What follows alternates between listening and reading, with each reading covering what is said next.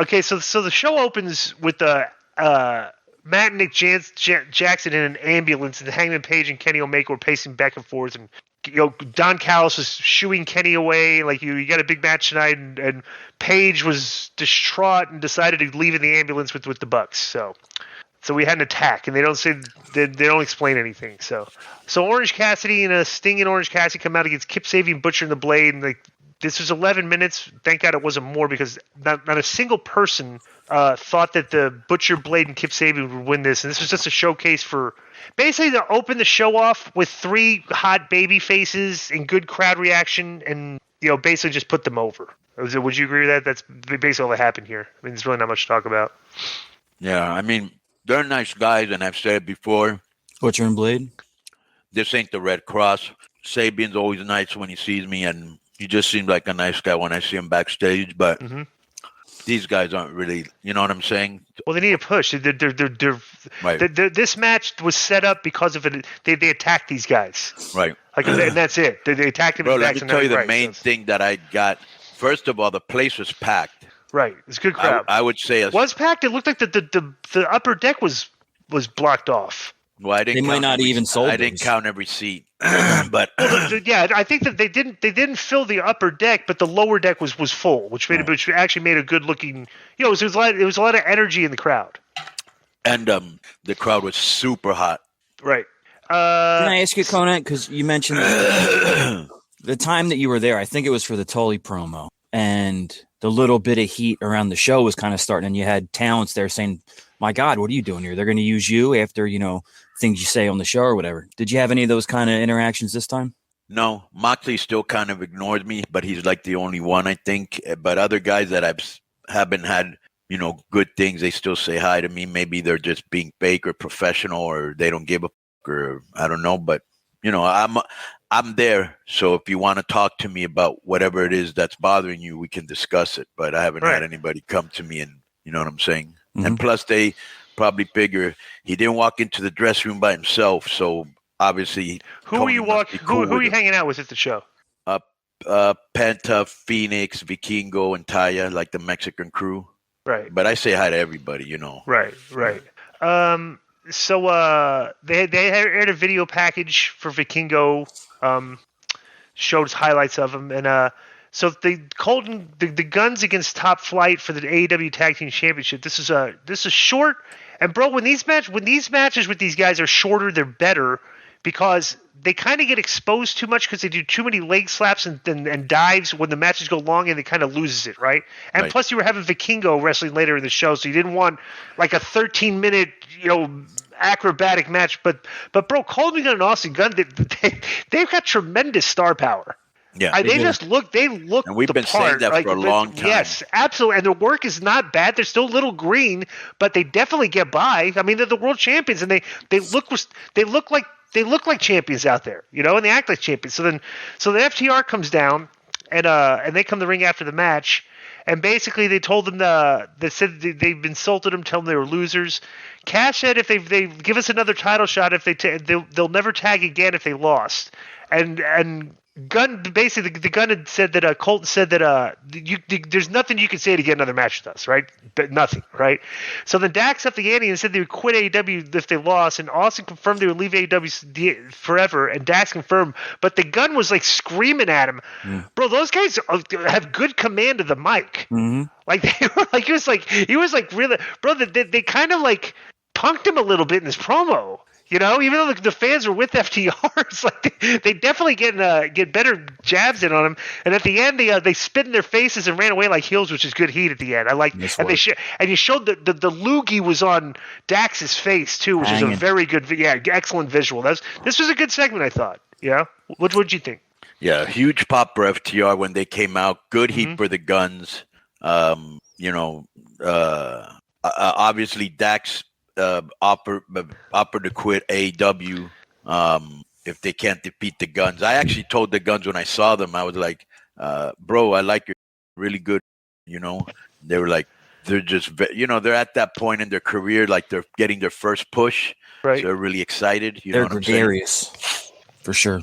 Right. But I think that I'm not falling for this one. I think that the FTR stuff that Dax has been saying on the podcast about the contracts up in April and they're unhappy is all to make people think that they're going to lose this loser leaves town match, and I'm not buying it. I think they're going to win. Well, we'll see. So next was, I don't know why they're doing this. This is so silly. Jade Cargill, Layla Gray, and Mark Sterling were interviewed backstage by Renee, and Sterling had a cease and desist letter that barred Taya from using the Jaded as a finisher, which is the same finisher that Jade Cargill uses. The Widowmaker. And then Gray said she would deliver it to her in person on Saturday, because Rampage is on Saturday, and challenged her to a match. So this was all set up for the big angle at Rampage on Saturday. This is poor Jade Cargill. This is just a complete miscast of her character. She doesn't need anybody with her. Like, she should be right and tight. Like, they're two big girls. You know, they should just be face to face, like now that is Rampage with Mike's tomorrow? Saturday night. Yeah, wait to see how long that match is. Because they already recorded it. Yeah. Okay. Well, we don't give spoilers on the show, Konnan. Right. Oh, Konnan, do you want to give out all the Rampage spoilers on the show? Yeah, just give them out. What the hell? Should we just drop all the Rampage spoilers? No, we don't do that. Okay, so Stokely Hathaway was wearing a Pan-African themed outfit. Then Hook made his entrance with the belt. Then before the bell, Stokely broke the news he's not medically clear to compete, and preemptively announced his retirement. They handed Justin Roberts a Wingstop receipt that said he is sick. And they revealed, but of course that didn't work. It was so silly. Hang on a minute. Mm-hmm. Hello? No, I'm recording the show. I'll call you back. Hang on. Mm-hmm. Okay. I like that. As soon as you pick up, whoever it was goes, "Do you have any hot news?" I like that. Yeah. So me and Matt always say that's how we always answer. That's funny. Yeah. That's how me and Jericho used to answer all the of phone. us. All of us, yeah. You have any hot news? All right. So next is So then Stokely Hathaway gets destroyed by Hook in 2 minutes and 47 seconds, and then basically gets scraped off the mat after the match. So this was, the fans got what they wanted here. I actually, it was silly, but I like Stokely's. I like the mic work before the match. It was so ridiculous. It was funny. So I saw Hook backstage. Mm-hmm. He looks like he's starting to gain some size. Yeah, he is. Yeah. He does. You're right. Rapper Tech 9 was shown in the crowd. Did you get to meet him? Do you know the rappers? We were about to be introduced by what's this guy, Sean Strickland, Mm-hmm. and I Wait, Sean Strickland was backstage? Yeah, No, Shane Strickland.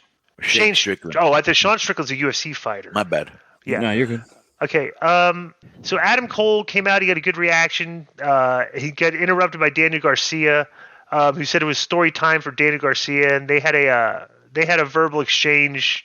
A pretty long verbal exchange. We're basically just having a match. And they said next week will be a great night for him and the AEW fans, but not so much for Garcia. And they jawed back and forth as Cole's music played. I mean, this was, I don't know. It didn't make me that interested in seeing Daniel Garcia wrestle Adam Cole. Because Garcia should have come out with some of his boys with them. Like, he's a heel. Like you should come out and outnumber the baby face and just. Bro, did you see how much bigger he was than Cole? Yeah. He was also wearing like these. Like when it's raining, those boots that you wear, galoshes or whatever, it looked like he was wearing galoshes, which made him even taller. But, promo got heat, and, they're still trying to make him. But like I said, I don't think him and you are stars. Right. And I'm not saying they can't be, but they definitely aren't. Right. So Marvez walks in the locker room with Kenny Omega and Don Callis, and Omega insisted that he should have gone to the hospital. But Callis told him this could be a blessing in disguise. He said the Bucks will be fine in a few months, and now Kenny can focus on singles competition. Then Callis said the god of pro wrestling is back, and he and Vikingo will blow the roof off the place tonight. Moxley comes out to wrestle Stu Grayson, and everybody's out there with their crew, that's what they should be doing, okay? And basically, he gave Grayson a lot in this, but Moxley doesn't really sell for guys that much. Like, he kind of lays there. He doesn't. He want to do a job for Punk, so right. He's good at something for anybody else. So it's like he doesn't really do good business with some. I mean, maybe he takes a lot of stuff, but he doesn't really sell it. He just kind of like lays there a lot. Like when you're punching him, he doesn't really, he doesn't move his head like and stuff. I don't know. He just it looks like he doesn't like to give a lot. He didn't bleed. And basically, he gave him an avalanche death rider off the top rope for the win. And after the match, which actually the secret to any great baby face is sell. Right. Yeah. Yeah, but he wasn't. I'm talking about. He was as a heel or a babyface. He didn't really sell that much. But Grayson looked pretty good in this match, to be honest with you. Backstage, they're wasting Ricky Starks again because all he's doing is getting 30-second backstage promos now to challenge Juice Robinson to show up on Rampage and be a man because he was tired of all the talk without any action. Just like this did nothing for interest in that. Ricky Starks should be getting more mic time and more personal in the angles. You know, what'd you think of all this? Which one? The match and then the promo by Ricky Starks afterwards. Anything? I didn't see the promo by Ricky Starks. Okay, it was so short. It was like you didn't miss anything. This AEW review is going to be super duper over because Disco. I don't know if you see, but Konnan's dogs are having a little, chase between the doorways and stuff. Oh, and they're really? coming up and There's looking at the camera. I can't. Oh yeah, they're way over. So I think, bro. Do you think that your dogs are know that there's kind of like stars right now, and are kind of like maybe like they're working? But I wish I could train them that at the show so I could give it to Joe. Jesus. It's horrifying. All right, so the QTV segment lasted. I guess the gimmick they're going for here is things happen in real life. They're trying to pretend that they had something to do with it because Aaron Solo. They mocked Phoenix because Penta didn't help him, and then they said Aaron Solo had locked Wardlow's bank accounts and cost him his house. And then they hacked Dave Meltzer's Twitter account to start a fight over hotels. You remember that? Do you see that tweet exchange? No. Yeah. Well, Meltzer had said that I guess he was just misinformed because he thought this was like WCW, WWE, that wrestlers have to buy their hotels and their cars, but they still get flown, right? Tony Khan quoted that tweet, said it's not accurate. He's like, we've always paid for hotels and stuff, everything, like nice hotels for the talent, so you're wrong. And it's kind of funny too because like it seems like Dave and Tony have been in a little rocky relationship the past like month or two. Have you noticed that, Konnan?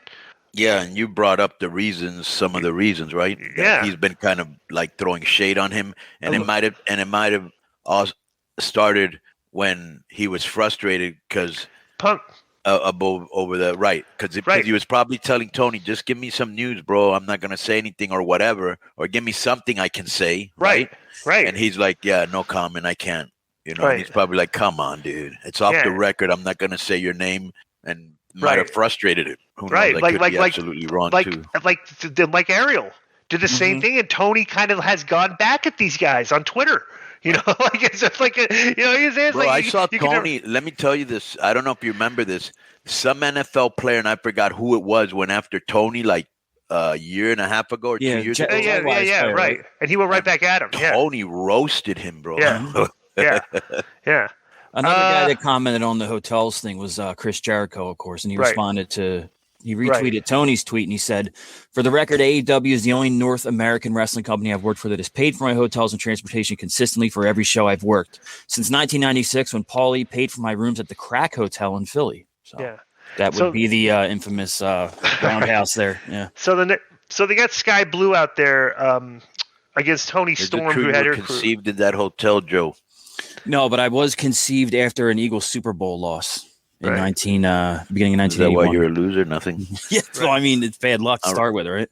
Yeah. And the Raiders won that year, I think. So Tony Storm beat Sky Blue, and after the match, Rio, they were going to beat her up more. Rio and Willow ran to the ring, and Rio had a large steel pipe with her. How big is Rio in real person, Konnan? Bro, let me tell. So I was looking at her backstage, and I was standing there with a couple wrestlers, and I was like, bro, Rio looks like she's 12, and that pipe she's holding looks like it weighs more than her. She's really small, bro. I know. It's like you can't unsee how small she is. She looks like a little girl, and she kind of dresses like a little girl. Like, like little girl clothes, kind of, It's like a little girl character. There was comments like it's like a superhero little girl. Which doesn't really make a lot of sense in this. I don't know. It's kind of weird. Isn't that funny? They love the small wrestlers, Yeah. I saw the comments on Twitter where there was a camera shot, that caught her facing the other way. So from the back, people were like, she looks like a preteen girl. Because like you said, the way she was dressed and her build and everything. Okay. I'm going to talk about the match first, and then we'll talk about the post-match. But Kenny Omega defeated Hijo del Vikingo. But let me just say this. I'm a big fan of Tony Storm as a heel. Right, yeah, she's doing really good, and her ring work is much better as a heel, right? Yeah, and I did put over Ruby Soho for her promo a couple weeks ago. Okay, so let me tell you this. So Kenny Omega wrestled El Hijo del Vikingo, and this is a match that I would not like, right? Right. But I usually would fast forward to a lot of this stuff, but I want to watch this because I have not seen Vikingo, so I watched the whole thing. Okay, now Hijo del Vikingo is very entertaining, like as an introduction to this crowd, incredibly athletic. And innovative, and bro, he was doing spring like this, but he hit Kenny with every all of his offense, eventually hit Kenny Omega with it, and Kenny was bro, for a guy coming off injuries, bro, Kenny is he's taking a lot of bumps that are not good for going forward if you're coming off a lot of injuries, Frankensteiners from the apron onto the floor, and just he's taking he took a lot of hard bumps here. And basically, Kenny landed a bunch of V triggers that look at the Vikingo sold very well. He said he sells well, right? The stuff like that. But like I said, bro, I'm gonna give you and Kenny Omega wins, right? I'm gonna give you an idea, bro. What if this? They'll remember 911 in ECW. If something happens, and 911 would come out and just choke slam a couple people, right?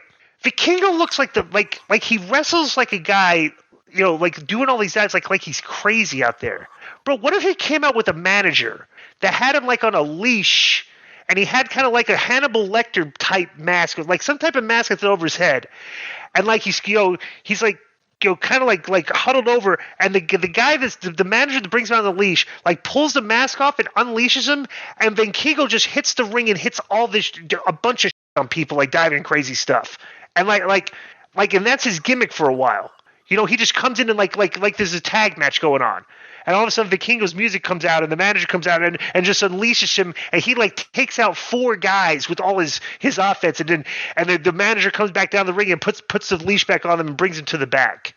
So is that the type of character you think I mean, I had a vision of this because I don't know anything other than the guy, other than his work. Would that be something that you could see a gimmick for him? No. Okay. I just think you're overproducing it, bro. This guy's one of the most talented guys in the history of this sport, and he's only 25, hasn't hit his peak. He's debuting in America for the first time. A lot of pressure. Everybody's calling him. He's reading his name all over the place, and he's into with Kenny Omega, bro, and he handled it like a champ. I think, I've always said this, and I can't get into specifics right now, but I will one day. Kenny Omega, without a doubt, is one of the most unselfish professional wrestlers I've ever met. When I tell you why, you're going to agree with me, but I can't right now. And I remember when we were in the locker room and Dave Meltzer always goes, oh, it's, Kenny Omega picked Vikingo to be his partner, to wrestle against him. But actually what happened is when Kenny Omega beat, I want to say Laredo Kid, I was thinking, how do I try to tell Kenny Omega if he wants to wrestle Vikingo, because he'd never heard of him, and I didn't think he'd ever even seen him. Right. And before I even told Kenny told me, hey, I'd like to wrestle that Vikingo kid. And I was like, wow, this guy's got an eye for talent. And I go, all right, we're going to make it happen. So this match was supposed to happen over a year ago, and we've been trying to make it happen, and it didn't happen. And I think Kenny understood this kid's going to go on to be, if he doesn't get hurt, a huge name, and he wants to be part of the reason he got over. And that's why he gave him so much. Plus, he was going to do the job for him. Right. The pacing was great. The psychology was great. I'm going to disagree a little bit. Okay, good. You can disagree all you want. And the other thing is, Vikingo had never done this before. But remember when he went, because I was like, bro, I've never seen you do that in AAA. He goes, no, it's the first time I've ever done it. When he got on top of the post, remember when he got on top of the post and he came up and he did the scissors? Bro, right. To base that is not easy. Oh, no, I know, yeah. Grabbed him, held him, spun him. He's a virtuoso. Kenny was awesome. He did what he was supposed to do. Vikingo did what he was supposed to do. And I was backstage watching it, and all the wrestlers were popping. Everybody was very happy. Here's this is the only criticism I have where I disagree about the pacing. Yep. Bro, Vikingo's got to slow down a little bit when he hits these moves, because it's like he's rushing to do the next one. Right. But he's got to learn to stop and command the camera. That's why right. I say he's only 25. Right. Until he learns that. You know? Yeah, because you can like give him advice. Hey, after you hit that, like if you watch a match, you hit that here, and you kind of just got up and kind of went to the next move. It's like, bro, that like a lot of the moves that he gave Kenny to make them mean more should have sold more, and this kid could have gotten up on the second rope and like work the crowd a little bit. You know what I'm saying? He understands Vikingo's speed is lucha. So once he gets into the lucha mode, he went into the lucha mode, and then when Kenny took over, he went into like an American style, slow down, work the back and all that. Right. But and Kenny's facials were very good because he was like, guy's hitting me with it, like he was like shell shocked, like he was selling that story. This was a hell of a performance, bro. I remember it reminded me a lot when Rey Mysterio debuted, like in WCW, and just the electricity in the air, like everybody was waiting to see this, and I was so happy because I know Vikingo does a lot of risky things that he could have eaten dust, and thank God he didn't. So I was happy for both of them, both good guys. So next is so this for as much of a spectacle that was, this kind of just killed it, the post match, because the Blackpool Combat Club comes in and starts beating up Kenny Omega. It was not a good beatdown at all. Okay, Wheeler was the only guy that was looking like he was throwing smoke and kicking them hard, because Moxley's boots and Claudio's boots did not look good, right? And I'm wondering if Kenny was sore in there and telling him, "Hey, be light," because they beat him down 3-on-1, but Kenny really wasn't beaten down. He kind of like sat up and crawled away, because then Adam Page showed up in an ambulance and comes in the ring. And when Page had his back to Kenny and Don Callis, and Kenny had his back to Don Callis fell down and did the Eddie Guerrero thing and acted like Hangman Page hit him. That was great. And then so Kenny Omega got up. What did you hit him and stuff? And they got in each other's face. And bro, I thought it made everybody look silly here. You know what I'm saying? Because the crowd all saw it. This would have been a thing where the old school wrestler Page should have just gone to the crowd. Did I not? You know how you go to the referee? Did I pull his hair? He just could have gone to the crowd, and like the most logical thing to do would be like, hey, did I hit him? And the crowd would be going, no, something like there's a way you should have sold it with Callis, then healing on the crowd to shut up. You know what I'm saying? That should have been the dynamic there. But like the way they ended it, I was just like, I was wondering when I was flat. seeing this, and this is the only reason I liked it, is because I was thinking, how Page was boys with Kenny Omega in the early days of AEW? Right. If somehow, Page is able to prove to this guy that Callis is a rat, right? And they get back together again. Right. People like Page there, bro. They really do. Yeah. So that's been our AEW review. Okay, enjoy the rest of the show. Boom. So I don't... unless I stepped away and missed it, I don't think you guys went over the ratings for AEW. Oh, what were they? Right. So the show was 954,000, went up 102,000. Right. And then when you take a look at it, sorry, I got to switch my browser here. Looking at WrestleNomics, the biggest quarter hour was the Vikingo Kenny Omega match at 965, leading into the last 15 minutes, which was 969. Right. Sorry, those were the next biggest. Well, a lot of people the opening segment was the biggest, over 1 million, but that was the next biggest. Right. Well, people were curious to see this Vikingo guy, even though they didn't. You had the collection of fans. 100,000 more than last week, probably. Yeah. But them doing 2 lackluster weeks. It's hard to do 3 lackluster weeks in a row. If people haven't gone like 2 weeks in a row watching a show, they'll probably come back the third week. Or it could have been people on Twitter or maybe texting their wrestling friends going, "Hey, put on AEW and check this motherfucker out." Yeah, decent number. So, well, that's been our review.